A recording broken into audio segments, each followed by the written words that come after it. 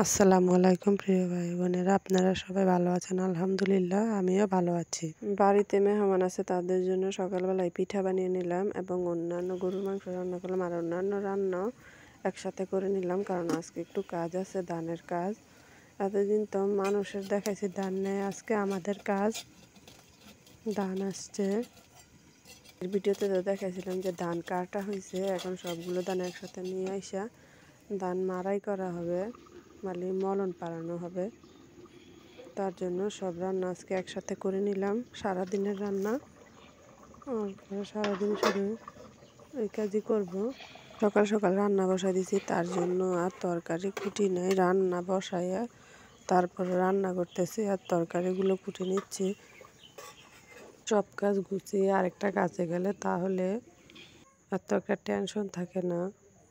আর কাজ যদি সব একটা শেষ না করে আরেকটা ধরা হয় তাহলে কিন্তু কোনো কাজই ঠিক মতো করা হয় না। এই যে মাছটা নিয়ে নিছি, ইলিশ মাছ, মাছটা পরিষ্কার করে নিছি, কেটে তারপরে ভাজি করে নেব,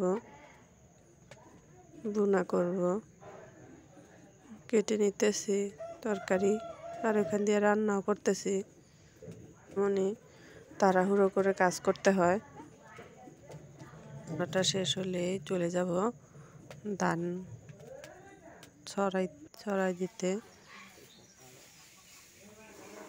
সাথে কিন্তু মানুষও আছে, আর দুইজন, মোট 5 জন মানুষ করছি। তারপরেও শরীরটা অনেক খারাপ লাগতেছে। ধান বাড়াইতে মেশিনই ভেঙে গেছে, তারপর মেশিন নিয়ে আবার জ্বালাই করে এসে এখানে বসে বসে ঠিক করতেছিল। তারপর বিকালে গেলাম, এই যে এই বীজগুলো নিয়ে লাগানোর জন্য। আমি আগে কখনো দেখি নাই, আমার কাছে মনে হলো যে সরিষা দানা, লাল সরিষা। আমি লাগাই রেখে আসছি, তারপর দেখা যাক এগুলো কি হয়। আর দেখলাম যে ক্ষেতের মধ্যে কিছু ধানও রয়ে গেছে, সব কিছুই আনছে, কিন্তু এই পিছনের নিচের সাইডের ধানগুলো আনা হয় নাই, মনে নাই। সামনের গুলোই নিয়ে এসে পড়ছে। এগুলো আনলে আবার হাতে বাইরে নিতে হবে, কারণ এই অল্প কিছু তো আর মেশিনে দেওয়া যাবে না।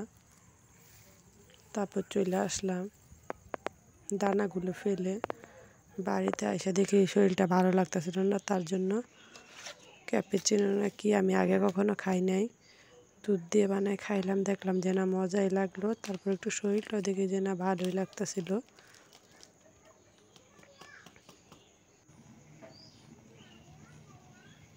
রান্না করছি, সকালে রান্না করা হয়েছে একই খাবার খেতে তার সারাদিন ভালো লাগে না। বিকালে একটু নুডলস রান্না করে খেয়ে নিলাম,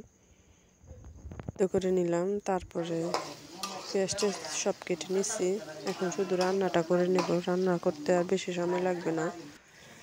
তারপরে আজকে এই পর্যন্তই। আমার ভিডিওটা ভালো লেগে থাকলে আমার চ্যানেলটাকে সাবস্ক্রাইব করে দিয়ে আমার পাশেই থাকবেন। অনেকগুলো নুডলস রান্না করলাম, সবাই মিলে খাবো। আল্লাহ হাফেজ।